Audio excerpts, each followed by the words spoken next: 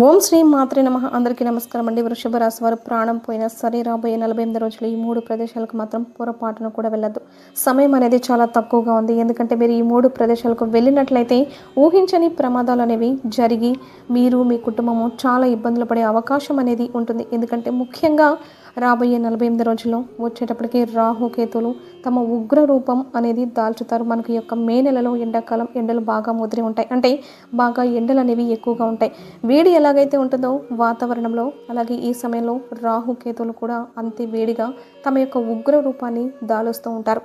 కాబట్టి మీరు ఈ ప్రదేశాలకు వెళ్తే మాత్రం చాలా నష్టపోవాల్సినటువంటి పరిస్థితి వస్తుంది అని చెప్పేసి ఇక్కడ క్లియర్గా చెప్పడం అనేది జరుగుతుంది. కాబట్టి అసలు వెళ్ళకూడని ప్రదేశాలేంటి, వెళ్తే మీకు ఏ రకంగా నష్టం జరుగుతుంది ఏంటి అనేది కూడా నేను ఇక్కడ క్లియర్గా చెప్తాను. అది తెలియాలంటే మీరు ఈ వీడియోని కాస్త ఓర్పుగా మీరు ప్రత్యేకంగా కూర్చోకపోయినా సరే వీడియోని ఎక్కడా కూడా స్కిప్ చేయకుండా చివరి వరకు వినే ప్రయత్నం అయితే చేయండి. ఎందుకంటే కొన్ని ఏముందిలే అని చెప్పేసి కొట్టి పడేస్తూ ఉంటాం. మనుషులకి ఏంటంటే ఏదైనా సరే కాస్త అంటే తేలికగా దగ్గరికి వచ్చింది ఏదైనా కానివ్వండి, అదేంటంటే కాస్త చులకనగా చూస్తూ ఉంటారు. కష్టపడి దక్కించుకున్న దానికి విలువ ఎక్కువగా ఉంటుంది. కానీ దైవానుగ్రహం ఎలా ఉంటుందంటే ఈ యొక్క వృషభ రాశి వారు మీరు చేసుకున్న పుణ్యం వల్ల, మీరు చేసుకున్న పూజల వల్ల, మీ యొక్క మంచితనం వలన దైవమే ఆ పరమేశ్వరుడు మీకు ఈ వీడియోని మీకు కంటపడేలా చేశాడు. భగవంతుడు మనకు కొన్ని సందర్భాల్లో భుజం తట్టి లేపుతున్నట్లుగా కొన్ని విషయాలు తెలియజేస్తూ ఉంటాడు. అవి అర్థం చేసుకుంటే మనం అదృష్టవంతులం అవుతాం. ఏముందిలే అని చెప్పేసి కొట్టి పారేసిన వాళ్ళు ఎంతమందో కూడా కాలగర్భంలో కలిసిపోయారు. కనురెప్ప కాలంలో మనకు మంచి జరగాలన్నా జరగచ్చు, అలాగే నష్టాలు జరగాలన్నా జరగచ్చు. కాబట్టి అలాంటి పొరపాటు అనేది మీకు జరగకూడదు. కాబట్టి ఈ వీడియో నేను కాదు, సాక్షాత్ పరమేశ్వరుడు ఇలా నా రూపంలో మీ ముందుకు తీసుకొచ్చాడు అనుకొని ఎక్కడ కూడా స్కిప్ చేయకుండా చూడండి. ఇప్పుడు మెయిన్ చెప్పి ఆ 3 ప్రదేశాలకు మాత్రం వెళ్ళొద్దు. అలాగే వెళ్ళాల్సిన ప్రదేశాలు కూడా నేను ఇప్పుడైతే చెప్తాను. అక్కడికి వెళ్తే మాత్రం యొక్క మే నెలలో మీకు బాగా కలిసి వస్తుంది. అలాగే వీడియో చూసే ముందు ఓం నమ శివాయ అని కామెంట్ చేయండి. దయచేసి వీడియోకి ఒక లైక్ ఇచ్చి సపోర్ట్ చేయండి. ఎందుకంటే మీరు లైక్ చేయడం వలన వీడియో మరికొంతమంది వృషభ రాశి మిత్రులకు చేరి వారు కూడా ఉపయోగించుకునే అవకాశాన్ని కల్పించిన వారు అవుతారు. దానివల్ల ఆ పరమేశ్వరుడు మీకు ఏదో ఒక రూపంలో తప్పకుండా సహాయం చేస్తాడు. ఎందుకంటే మీ యొక్క లైక్ అనేది నలుగురు మిత్రులకు చేరడం కోసం సహాయంగా కూడా ఉంటుంది. వాళ్ళని, వాళ్ళ కుటుంబాన్ని కూడా మీరు కాపాడిన వాళ్ళు అవుతారు. కాబట్టి ఒక లైక్ ఇచ్చి సపోర్ట్ చేయండి. ఇక ఆలస్యం చేయకుండా వీడియోలోకి అయితే వెళ్ళిపోదాం.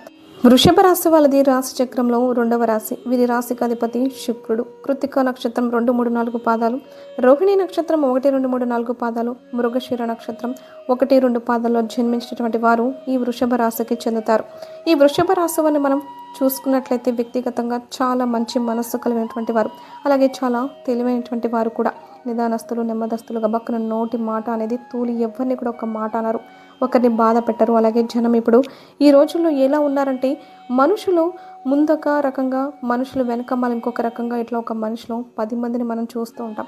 కానీ వృషభ రాశి వారు అలా కాదు. వాళ్ళు ఎప్పుడైనా సరే బయట కానీ లోపల కానివ్వండి ఒకే రకమైనటువంటి మనస్తత్వాన్ని కలిగి ఉంటారు.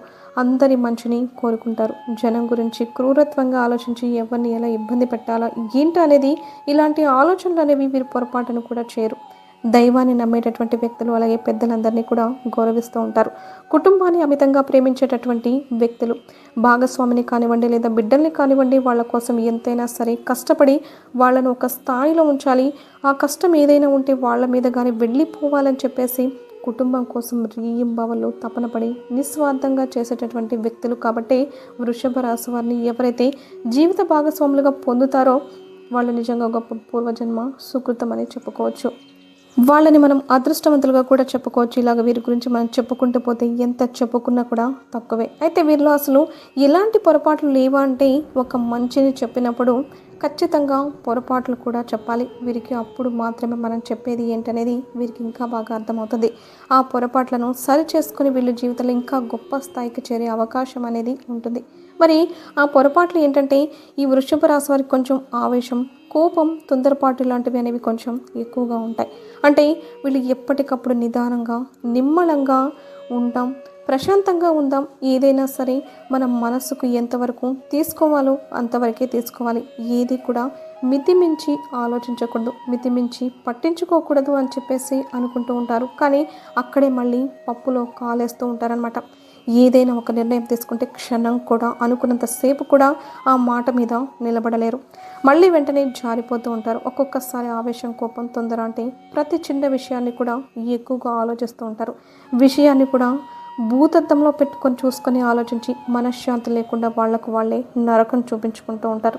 అలాంటి క్రమంలో కుటుంబ సభ్యులతో కూడా వీళ్లకు గొడవలు రావడం, ప్రతి చిన్న విషయాన్ని కూడా ఎక్కువగా పట్టించుకోవడం, ఇలాంటివి చేయడం వలన వారి కుటుంబంలో మనశ్శాంతి అనేది కరువైపోతూ ఉంటుంది. కాబట్టి మీరేంటంటే ఇక్కడ చెప్పినటువంటి పొరపాట్లు మీరు సరి చేసుకొని ఏదైనా సరే భగవంతుడు ఉన్నాడు అని చెప్పేసి మీరు ప్రతిదీ కూడా ఆయన మీద భారం వేసి మీరు ఎంతవరకు చేయాలో మీ ధర్మం ప్రకారం అంతవరకు చేసి మిగిలినంతా కూడా ఆ దేవుడి మీద భారం వేయండి.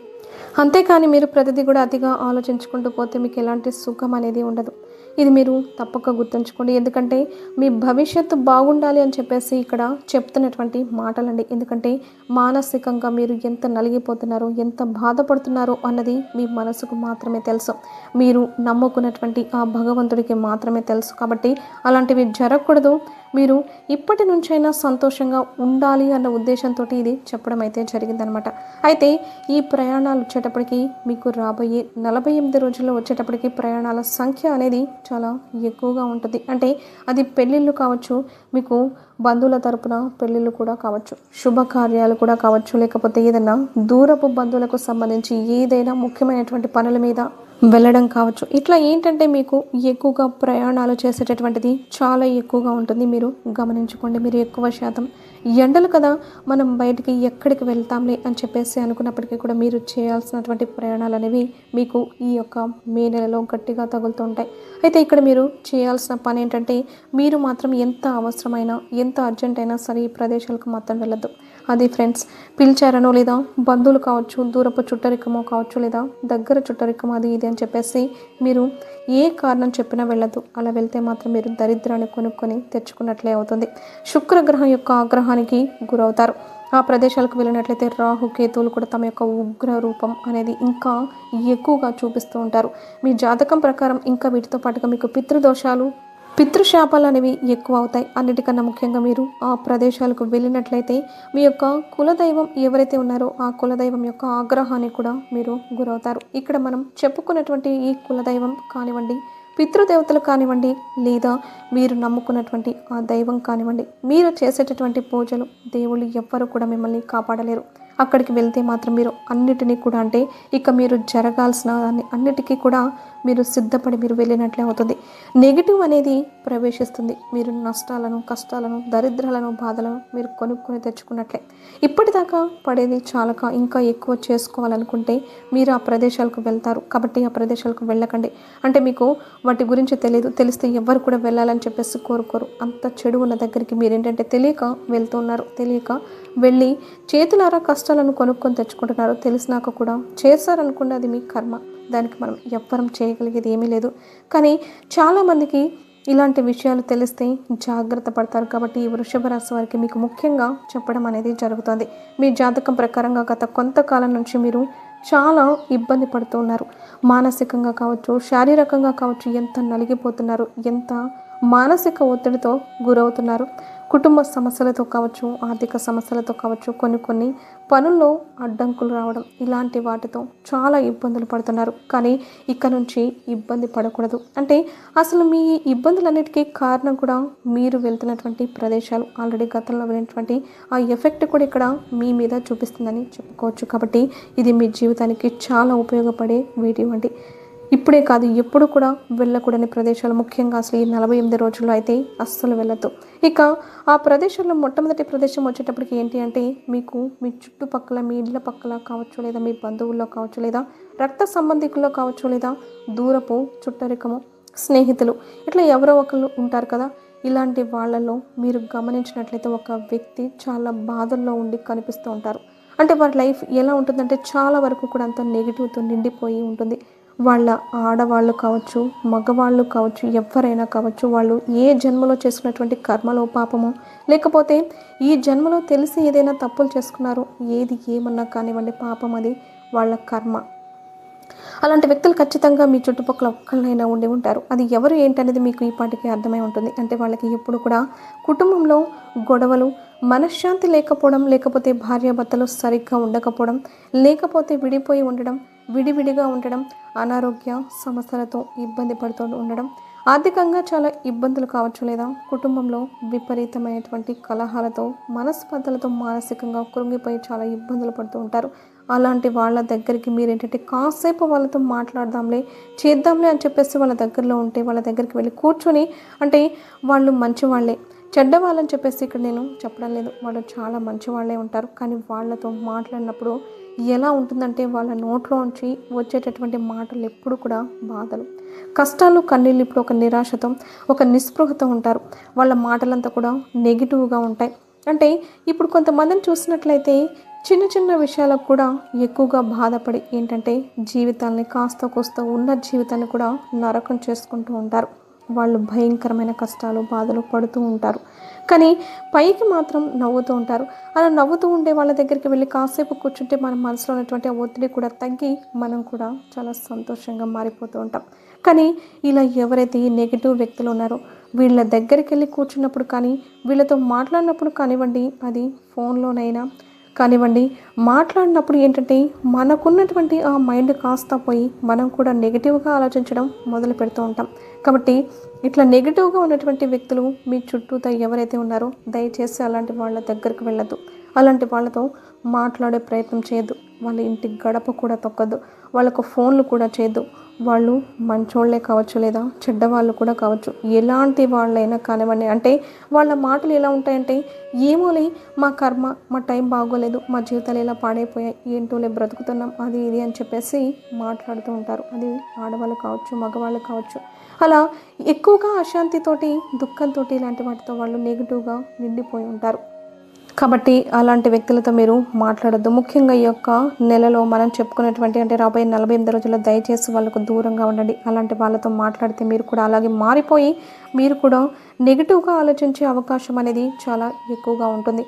వాళ్లకు బాధలు ఉన్నాయి, దాన్ని బట్టి వాళ్ళు అలా మాట్లాడచ్చు. కానీ అదంతా కూడా ఆ ప్రభావం మన మీదే ఎక్కువగా పడే అవకాశం అనేది ఉంటుంది. అలా కాకుండా కాస్త నవ్వుతూ సరదాగా ఉండే వాళ్ళతో, సంతోషంగా ఉండే వాళ్ళతో, ఉన్న దాంట్లోనే ప్రశాంతంగా ఉండే వాళ్ళతో, అలాంటి వాళ్ళతో మాట్లాడినప్పుడు మనకు కూడా ఒక నూతన ఉత్సాహం, ఉత్తేజం అనేవి కలుగుతాయి. జీవితం మీద ఒక ఆశ అనేది ఉంటుంది. కానీ మనం ఇందాక చెప్పుకున్నటువంటి ఇలాంటి నెగిటివ్ మనుషుల దగ్గరికి వెళ్ళి మాట్లాడినప్పుడు జీవితం మీద ఆశ కోల్పోయి భయాలు, దుఃఖాలు అనేవి మొదలవుతూ ఉంటాయి.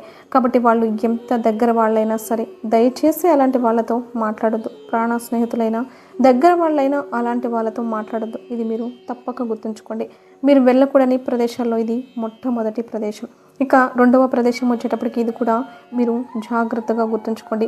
ఈ 48 రోజులు ఎండలు బాగా ఎక్కువగా ఉంటాయి. కాబట్టి మీరు ఏంటంటే కాస్త ఫ్రెండ్స్ రమ్మన్నారు, బాగా స్నేహితుల దగ్గర వాళ్ళు రమ్మన్నారు, కాస్త సరదాగా ఎక్కడన్నా అంటే నీళ్లు ఉన్నటువంటి ప్రదేశానికి వెళ్దాం. అక్కడ బాగా చల్లగా సరదాగా కూడా ఉంటుంది. ఇప్పుడు ఈ రోజుల్లో ఏంటంటే సెలవులు కూడా ఎక్కువగా వస్తూ ఉంటాయి. కాబట్టి పిల్లలు, పెద్దవాళ్ళు అందరూ కూడా ఒక చోట ఉండి కాస్త ఈ నలుగురు స్నేహితులు ఏంటంటే మాట్లాడుకొని, ఫోన్లో మాట్లాడుకొని ఇట్లాగా మనం పలానా చోటుకి వెళ్దాం, ఇప్పుడు కాకపోతే ఎప్పుడు వెళ్తాం, ఇప్పుడు మనకి చక్కగా సెలవులు కూడా వచ్చాయి, కాస్త ఆ ప్రదేశానికి వెళ్తే చల్లగా ఉంటుంది, అక్కడ నీళ్ళు ఉన్నటువంటి ప్రదేశం చాలామంది వెళ్తున్నారు కూడా, ఇట్లా వెళ్దాం, మేము కూడా వస్తాం, మీరు కూడా రండి అని చెప్పేసి ఇలా చెప్పుకుంటూ ఉంటారు. ఎందుకంటే ఎండాకాలం కాబట్టి వేడిగా ఉంటుంది. కాబట్టి ఆ వేడిని తట్టుకోలేక కాస్త సరదాగా ఇలా వెళ్తే మైండ్ ఫ్రెష్ అవుతుంది. అలాగే అంతా కూడా చల్లగా ఉంటుంది. నీళ్ళు ఉండే ప్రదేశాలు, ఈ జలపాతాలు కానివ్వండి, చెరువులు కానివ్వండి, సరస్సులు, అలాంటి చోటుకి వెళ్తే బాగుంటుంది అని చెప్పేసి వెళ్తూ ఉంటారు. అక్కడికి మీరు ఏంటంటే అలా వెళ్ళాలి అన్న ఆలోచన చేయడం తప్పు కాదు. కానీ ఇప్పుడు మనం చెప్పుకునేటువంటి ఈ సమయాల్లో మాత్రం మీరు వెళ్ళకపోవడమే మంచిది. ఎందుకంటే వెళ్తే మాత్రం చాలా ఇబ్బందులు జరుగుతూ ఉంటాయి. అంటే ఇప్పుడు మనకి చల్లదనం కావాలి అంటే మీరు ప్రత్యేకంగా అక్కడికి వెళ్ళాల్సినటువంటి అవసరం అనేది లేదు. అలాంటి ఒక మంచి వాతావరణాన్ని మన ఇళ్ళ దగ్గర కూడా సృష్టించుకోవచ్చు. ఆ ప్రదేశాలకు ఎందుకు వెళ్ళొద్దు అని ఇక్కడ నేను చెప్తున్నానంటే, మీకు నీళ్లు ఉన్నటువంటి ప్రదేశాలు ఏంటంటే వాటి లోతును మనం ఊహించలేం. పైకి నీళ్ళు ఏంటంటే చాలా ప్రశాంతంగా కనిపిస్తూ ఉంటాయి, కానీ దాని లోపల మనల్ని లాగేసేటటువంటి ఒక దుష్ట శక్తులు ఉన్నాయనంటే అది మీరు నమ్మలేరు. అంటే మనకు ప్రమాదం అనేది ఏ రూపంలో వచ్చి పడుతుందో చెప్పలేం. అక్కడ నీళ్ళు ఉన్నటువంటి ప్రదేశాల్లో ఈ పాచి పట్టిపోయేటువంటి బండలు, రాళ్ళు ఇలాంటివి ఉంటాయి. చిన్న కాలు జారి మనం ఆ ప్రమాదంలోకి వెళ్ళిపోవచ్చు. అంటే మృత్యు ఒడిలోకి వెళ్ళిపోయినట్లే, కాలు జారి పడడం అంటే మృత్యు ఒడిలోకి వెళ్ళిపోయినట్లే. కనీసం ఎవరినైనా కేక వేసి మనల్ని కాపాడమని పిలిచే అవకాశం కూడా అక్కడ మనకి దొరకదనమాట. ఎందుకంటే రాహు కేతువులు అలా ఆకర్షించేస్తూ ఉంటారు. రాహు కేతువులకి ఏంటంటే ఇలాంటివి ఏంటంటే చాలా ఇష్టం. కాబట్టి మీకు ఆ మృత్యు యొక్క ఒడిలోకి మీరు వెళ్తున్నట్లుగానే అక్కడ మీకు లెక్క. అలా జరుగుతుందని గ్యారంటీ ఏముంది అని అంటే జరగదని ఏమన్నా గ్యారంటీ ఉందా?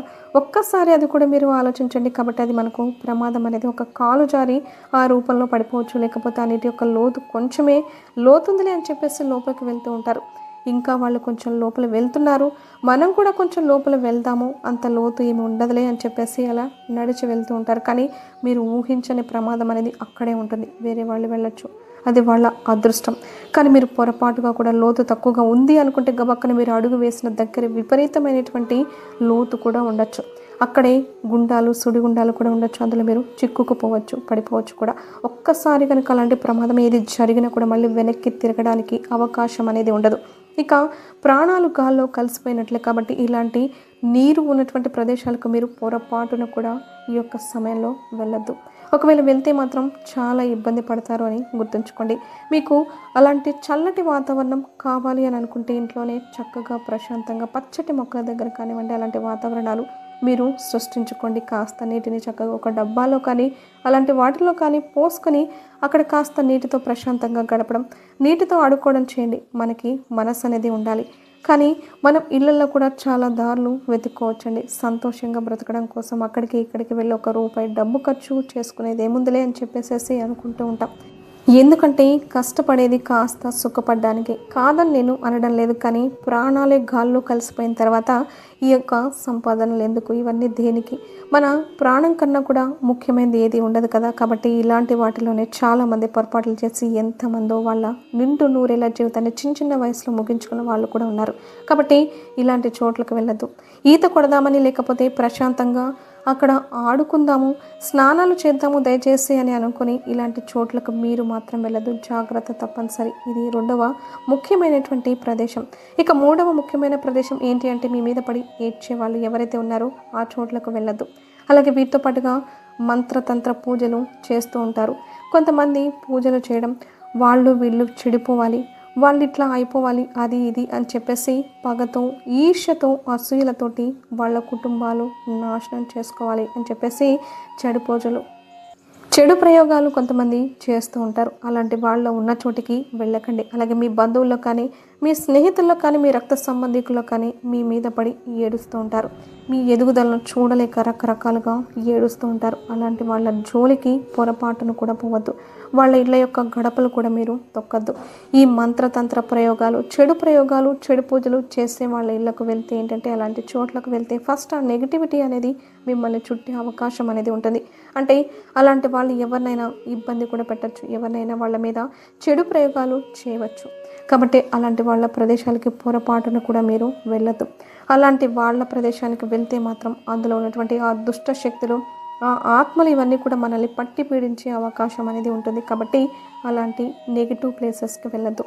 వీటితో పాటుగా మీరు కాస్త ఏదైనా ప్రయాణాలు చేసేటప్పుడు మనం ఈ రూట్ల నుంచి వెళ్తే త్వరగా వెళ్ళవచ్చు కదా అని చెప్పేసి 4 దిక్కులు కలిసే రోడ్లోకి వెళ్ళడం కానివ్వండి, లేకపోతే కొంచెం ఈ యొక్క శ్మశానాలు ఉన్నటువంటి అటువైపుకి వెళ్ళడం కానీ, ఇట్లాంటి చోట్ల కూడా అటు నుంచి మీరు కారులో కానివ్వండి, బండి మీద కానివ్వండి ప్రయాణాలు అనేవి చేయొద్దు. ఎందుకంటే మీ పనుల మీద మీరు మిట్ట మధ్యాహ్నం 12 కావచ్చు, లేదా అర్ధరాత్రి 12 గంటలు కావచ్చు, మీరు కొన్నిసార్లు ఇళ్లకు వచ్చే అవకాశాలు కూడా ఉంటాయి కదా. అలా ఆ సమయాల్లో తిరిగే అవకాశాలు కూడా ఎక్కువగా ఉంటాయి. అలాంటి సమయాల్లో అలాంటి ప్రదేశాలకు వెళ్ళినప్పుడు ఏంటంటే ఈ యొక్క ఆత్మలు, ప్రేతాత్మలు, దుష్ట శక్తులు ఇలాంటివన్నీ కూడా ఆ సమయాల్లో ఎక్కువగా తిరుగుతూ ఉంటాయి. అవి మీకు ఏదో ఒక గాలి, ధూళి రూపంలో పట్టిపీడించే అవకాశం అనేది ఉంటుంది. కాబట్టి మీరు చాలా ఇబ్బందులు పడతారు. అలాంటి చోట్లకు పొరపాటును కూడా వెళ్ళద్దు. ఇది మీరు గుర్తుంచుకోండి. ఇక నెక్స్ట్ మనం ఇందాక చెప్పుకున్నట్లుగా మీ మీద పడి ఏడ్చేవాళ్ళు, అంటే మీ ఎదుగుదలను చూసి ఏడ్చేవాళ్ళు ఎవరైతే ఉంటారో వాళ్ళ మాటలు ఒక చోట కాకపోతే మరొక చోట వాళ్ళ మాటలు, వాళ్ళ బుద్ధులు అనేవి ఏదో ఒక రూపంలో బయటపడేసుకుంటూ ఉంటారు. అంటే మీరు సంతోషంగా ఉన్నప్పుడు వాళ్ళు బాధపడడం, మీరు బాధపడుతున్నప్పుడు వాళ్ళు సంతోషంగా ఉండడం, ఇలాంటివి కొన్ని కొన్ని మన మనసుకు అర్థమవుతూ ఉంటాయి. అలాంటి వాళ్ళ ఇళ్ళ గడపలు కూడా తొక్కద్దు. వాళ్ళ చేత్తో కనీసం పచ్చి మంచినీళ్ళు కూడా తాగొద్దు. అంటే కాఫీలు, టీలు తాగడం, వాళ్ళ ఇళ్ళకి వెళ్ళి మంచినీళ్ళు తాగడం ఇలాంటివి కూడా చేయొద్దు. వాళ్ళ చేత్తో ఇచ్చినటువంటి మంచినీళ్ళు తాగినా కూడా ఆ యొక్క ఏడుపులను మనం స్వీకరించినట్లే. అంటే ఆ కళ్ళతో చూసేటటువంటి చూపు ఉంటుంది చూడండి, మనస్సు లోతుల్లోకి వచ్చే ఆ విషమంతా కూడా వారి కళ్ళల్లో ఉంటుంది. అలాంటి వాళ్ళ చేతులతో ఇచ్చినటువంటి నీరు తాగినా, టీ తాగినా, కాఫీ తాగినా, వారి చేతితో పెట్టినటువంటి భోజనం తిన్నా కూడా అక్కడి నుంచి మనకు దరిద్రం అనేది మొదలవుతుంది అని గుర్తుంచుకోండి. కాబట్టి అలాంటి వాళ్ళ ఇళ్లకు వెళ్ళొద్దు. మొహమాటం అనేది అస్సలు పడద్దు. అలాంటి వాళ్లకు దూరంగా ఉండండి. వాళ్ళ చేత్తో ఏమి ఇచ్చినా కూడా తినద్దు, తాగొద్దు.